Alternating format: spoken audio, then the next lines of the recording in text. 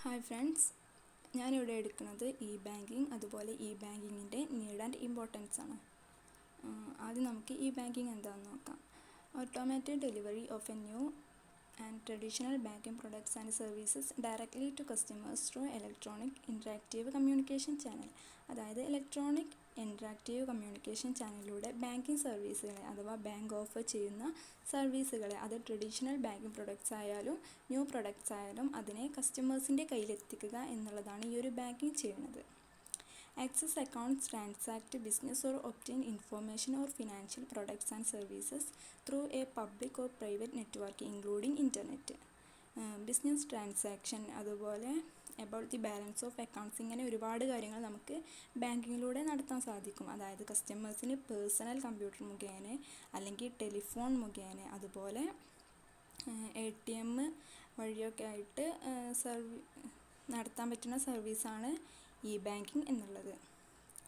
Banking എന്ന് പറഞ്ഞാൽ മെയിനായിട്ട് മനസ്സിലാക്കേണ്ടത്, it is a banking system whereby banking services and products are made available to customers through electronic channels.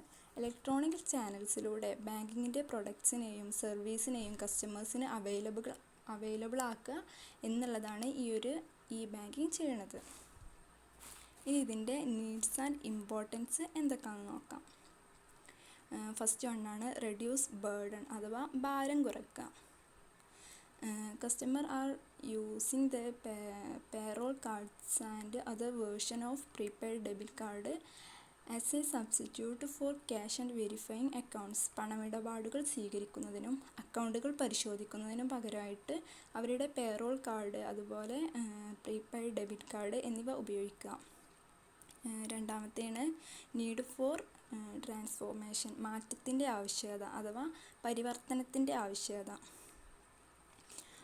The liberalization of financial sector and banking sector reforms have exposed the Indian banks to new economic environment that is characterized by increased competition and new regulatory requirements.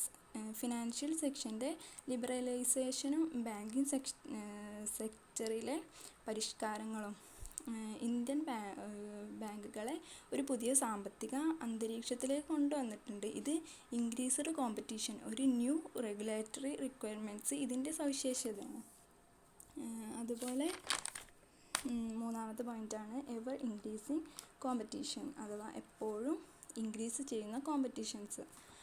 Only banks having adequate infrastructure, technology, economies of scale and well-connected network of branches will be able to service and meet the challenges of ever-increasing competition and customer expectation. മതിയായ infrastructure, അതുപോലെ technology, economies of scale, well connected network എന്നിവയുള്ള ബാങ്കുകൾക്ക് മാത്രമേ increase ആകുന്ന കോമ്പറ്റീഷനിൽ കസ്റ്റമേഴ്സിൻ്റെ പ്രതീക്ഷയും വെല്ലുവിളികളെയും നേരിടാൻ കഴിയുള്ളൂ. അതുപോലെ ഫോർത്ത് പോയിൻ്റാണ് introduction of new and more attractive customer friendly products and services. New and more attractive ആയിട്ടുള്ള കസ്റ്റമേഴ്സിൻ്റെ ഫ്രണ്ട്ലി പ്രൊഡക്ട്സ് സേവനങ്ങളുടെ ഒരു ഇൻട്രൊഡക്ഷനാണ്. The consumption led boom in India has fueled healthy demand for financial products, especially in the banking field.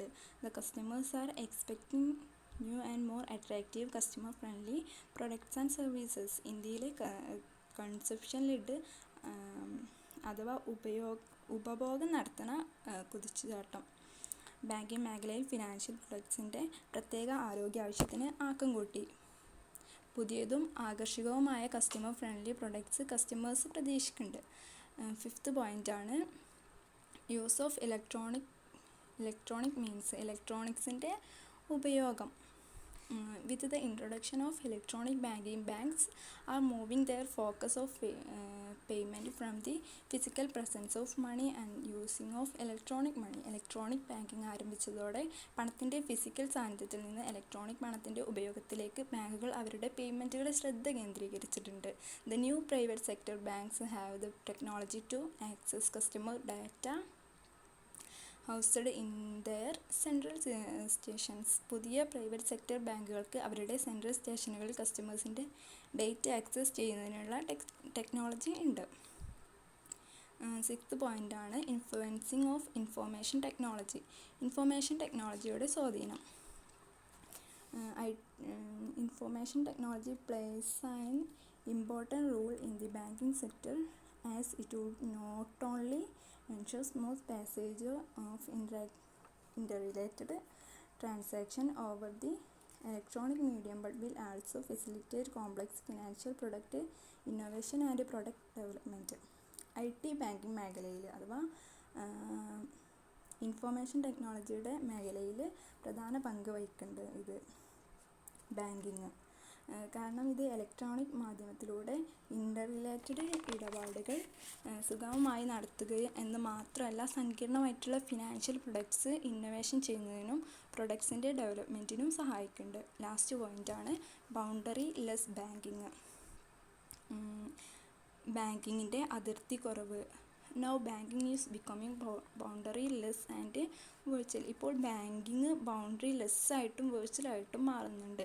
Banks embraced customer relationship management CRM with a sharp focus on customer centricity facilitated by the availability of superior technology. കസ്റ്റമേഴ്സിൻ്റെ കേന്ദ്രീകരണത്തിൽ വളരെ ശ്രദ്ധിച്ചുകൊണ്ട് ബാങ്കുകൾ CRM സ്വീകരിച്ചു. മികച്ച technology വഴി ഇത് എളുപ്പമാക്കി. ഇത്രയും കാര്യങ്ങളാണ് ഈ ബാങ്കിങ്ങിൻ്റെ need and importance. Thank U.